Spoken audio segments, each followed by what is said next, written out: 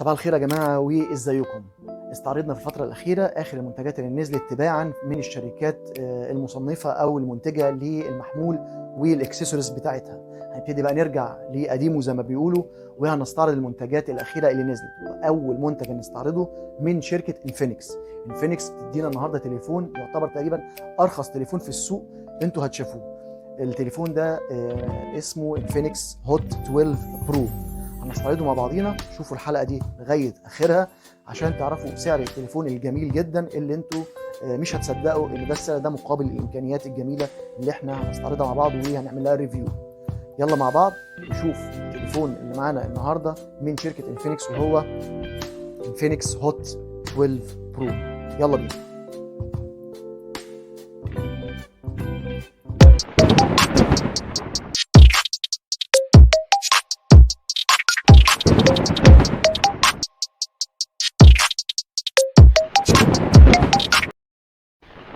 احلى واجمل جمهور في الدنيا، ازيكم؟ اخباركم ايه؟ يا رب تبقوا بخير وفي احسن حال.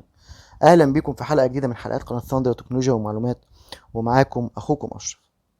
انفينكس هوت 12 برو. طبعا لو قلت لك في ظل الظروف اللي احنا فيها خد تليفون بمواصفات عاليه جدا او امكانيات قويه وسعر رخيص، ومش هتصدق طبعا السعر ده الا في اخر الحلقه لما تعرف سعر التليفون ده، هتقول لي انت اكيد مجنون. التليفون اللي معانا النهارده فعلا بيحقق المعادله، والمعادله الصعبه في البلد دي في الزمن ده. فينيكس هوت 12 برو، تليفون جاي بمواصفات رائعه وسعر مقابل قيمه حقيقيه جميله. اي نعم طبعا مش اعلى قيمه ولا احدث حاجه في الدنيا، ولكن يكفي ان انت تعرف ان التليفون دوت بامكانياته الجميله دي هيناسب جدا سعره اللي هيعلنوا عنه او هنعلن عنه في اخر الحلقه ديت. عشان كده خليك معانا وتابع الحلقة دي حتى نهايتها عشان تعرف سعر التليفون الرائع اللي معانا النهاردة. ومش هنسى زي كل مرة أفكركم وأوصيكم ما تنسوناش السبسكرايب، اللايك، الشير في كل مكان، الكومنتس، وهنرد عليكم على طول. وزر الجرس لو سمحتم فعلوه عشان يجيلكم على طول كل جديد أول بأول. صندوق الوصف أو الديسكريبشن أسفل الفيديو هتلاقوا فيه لينكات او لينك من شركة امازون وشركة جوميا. خشوا خدوا فكرة عن المعدات اللي موجودة واشتروها دعما للقناة. ويلا مع بعض نراجع التليفون الرائع اللي معانا النهاردة من شركة انفينكس وهو انفينكس هوت 12 برو. يلا بينا.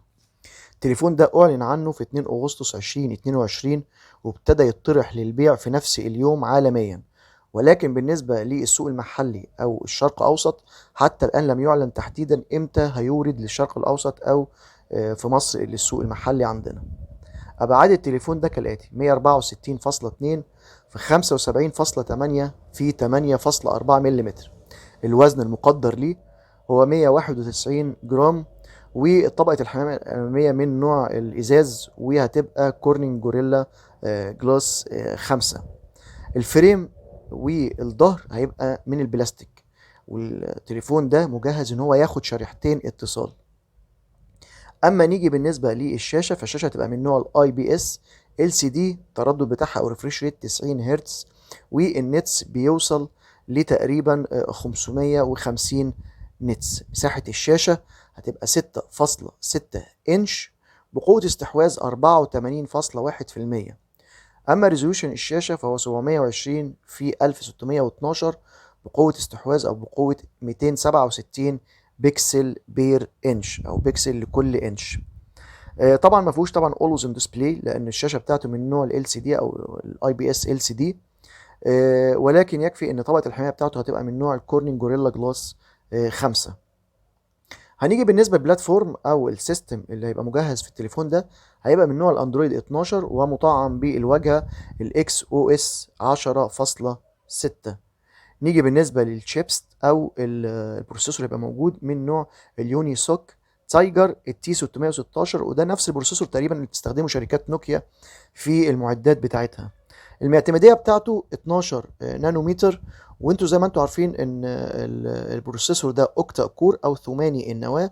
الاتنين انويه الاقوياء اللي بيدعموا التليفون دوت هيبقى بقوه 2.0 جيجا هرتز كورتكس اي 75، اما الست انويه الموفره للطاقه فهتبقى بقوه 1.8 جيجا هرتز اي 55. الجي بي يو او وحدة الرسوميات من نوع المالي الجي 57 ام بي 1. التليفون ده بيدعم تركيب كروت ميموري لغاية 512 جيجا بايت. اما الذاكرة اللي هيجي بيها التليفون دوت فهتبقى 128 جيجا بايت من نوع اليو اف اس 2.2. الرامات هتبقى معاه رامات 8 جيجا بايت رام، وهو فيرجن واحد بينزل بس بالموديل ده او بالمواصفات دي، 128 جيجا بايت ومعاه رامات 8 جيجا بايت. نيجي بالنسبة للكاميرات، فهو مطعم بكاميرتين من الخلف. الكاميرا الرئيسية من نوع الوايد أو العريضة، ودي 50 ميجا بكسل فتحة عدسة 1.6 مدعمة بأوتو فوكس والبي دي اي اف والاو اي اس. الفلاش فهو فيه دول فلاش أو اتنين فلاش ال اي دي فلاش. تصوير الفيديو بيوصل ل 1080 بكسل بفريمات 30 و60 فريم بير سكند. الكاميرا الأمامية في المنتصف في الأعلى، ودي 8 ميجا بكسل فتحة عدسة 1.9 ودي عريضة وبتدعم البي دي اف ومعاها فلاش امامي. ايوه يا جماعه زي ما انتم سمعتوا كده، معاها فلاش امامي، وده مخليها ومديها شياكه كمان حتى للتليفون اثناء حتى تصوير حتى السيلفي. تصوير الفيديو بيوصل ل 1080 بكسل بفريم 30 فريم بير سكند. اللاود سبيكر موجود، واي نعم هو مش ستيريو ولكن مونو، ولكن عزقنا ان هو معاه الجاك اللي هو 3.5. فلو انت عندك تعب في الموضوع المونو دي فممكن تركب الجاك او ممكن تركب سماعات وتسمع بيها الصوت ويبقى الصوت برضو حلو ونقي. نيجي بالنسبه لوحدات الكوميونيكيشن، فالواي فاي باحدث حاجه. البلوتوث موجود بفيرجن 5.1. الجي بي اس دول الجي بي اس او دول باند، والان اف سي موجود، والراديو موجود اف ام راديو وبتسجل منه كمان، واليو اس بي موجود من نوع التايب سي 2.0. بصمة الشاشة أو السنسورز اللي هتبقى موجودة في التليفون ده، بالنسبة للبصمة هتبقى خلفية مش جانبية ولا التراسونيك أمامية أوبتيكال، لكن هتبقى خلفية. وفي ناس بتفضل طبعا إن هي تبقى البصمة خلفية بتبقى هاردوير كده في الخلف، وتقدر إن هي إيه تدي بصمتها في ظهر التليفون. مطعم طبعا بجميع السنسورز اللي موجودة في التليفونات. نيجي بالنسبة للبطارية، فالبطارية قوية جدا 5000 ملي أمبير، وزي ما بتقول الشركة عشان السيستم اللي هي حطاه، فأنت البطارية بتكفي معاك 3 أيام مش يومين، أو يعني هقول لك يومين ونص ممكن، لكن يعني بتقولوا 3 أيام. معاه فاست تشارجنج، أي نعم مش قوي ولكن يكفي إن هو يكون 18 وايت، ولكن ما فيهاش شحن عكسي أو وايرلس تشارجنج. نيجي بالنسبة للألوان، فبينزل منه الألوان الموضحة عندكم في الصور، سواء الريسنج بلاك أو البلو أو الجرين أو الوايت أو اللي هو الأبيض يعني. نيجي بالنسبة لسعر التليفون ده المقدر باليورو حوالي 180 يورو، يعني بالمصري تقريبا احنا بنتكلم في 3000 ونص و4000 جنيه. طبعا بالنسبة للأسعار اللي موجودة دلوقتي ده سعر جميل جدا جدا بالنسبة للمواصفات اللي موجودة في تليفون زي ده.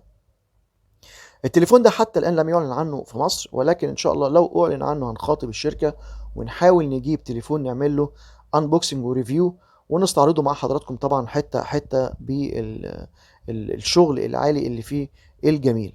طبعا تليفون زي ده بالأناقة والشياكة والتصميم اللي انتوا شايفينه في الصور والفيديوهات، على الأقل بالتمن ده يكفي إن هو يلبي احتياجات الناس، بالذات الكرياتور اللي هم على التيك توك والانستجرام، اللي بيعملوا حاجات بسيطة وخفيفة وحابين يستخدموا تليفونات بأرخص الأسعار. لغاية ان احنا وصلنا لنهاية الحلقة، يا رب تكون الحلقة دي وفينا فيها المعلومات اللي تقدر حضراتكم تخليكم تقرروا شراء التليفون من عدمه. مرحب طبعا بأي استفسار وآرائكم لترقية القناة وعلوها أكتر وأكتر، وكفاية إن القناة دي بتعلى بفضل ربنا ثم حضراتكم طبعا يعني. مش هنسى زي كل مرة أوصي حضراتكم ما تنسوناش سبسكرايب، اللايك، الشير في كل مكان، الكومنتس، وهنرد عليكم على طول، وفي زر الجرس فعلوه لو سمحتم.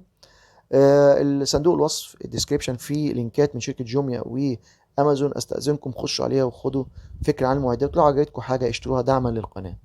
شكرا جدا لحسن استماع حضراتكم، وسلام عليكم.